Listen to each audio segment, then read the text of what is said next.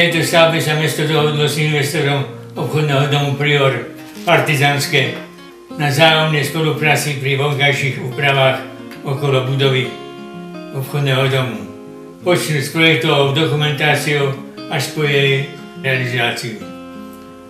Táto spolupráca zahrňovala výstavbu priaznej cesty, vrátane zásobovacej rampy, chodníky a veľké plochy parkoviska s kompletnou kanalizáciou s odvodom dažďovej vody, sadová úpravy, zeleň a verejné osvetlenie. Celková investícia sa vyšplhala do výšky 7 537 000 korún.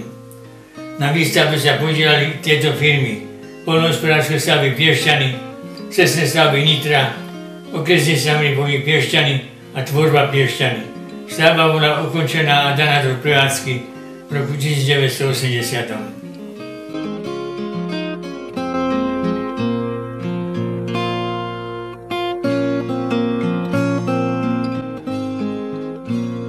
Vzhľadom na rozvoj mesta a jeho vnútornej infraštruktúry vystala potreba budovania technicko-administratívneho zázemia, ktoré by umožnilo čo najkvalitnejšie riadiť a organizovať vnútornú činnosť v meste a uspokojovať potreby jeho obyvateľov a návštevníkov. Už v roku 1971 bol urobený vykonávací projekt na stavbu areálu technických služieb mesta Piešťany v lokalite Bodona s rozpočtovým nákladom 10 500 000 korún, ktoré vypracovali banské stavby OKR Ostrava.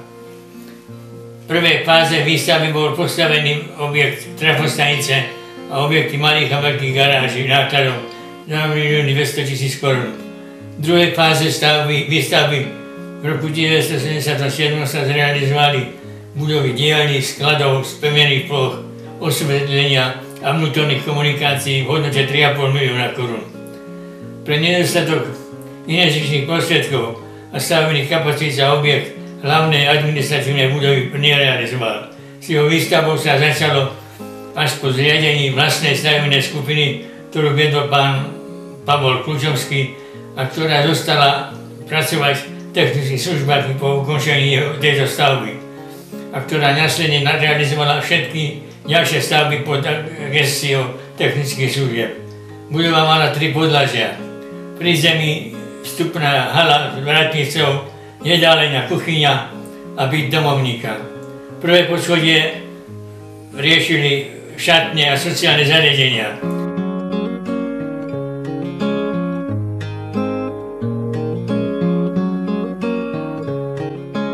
Druhé poschodie administratíva. Na výstave sa tiež podielali firmy Stavebná industria Bratislava, okresný stavebný podnik Piešťany, Slovenský priemysel kameňa Libice. Celkové náklady dosiahli sumu 4,5 milióna korún a budova bola do užívania v roku 1979.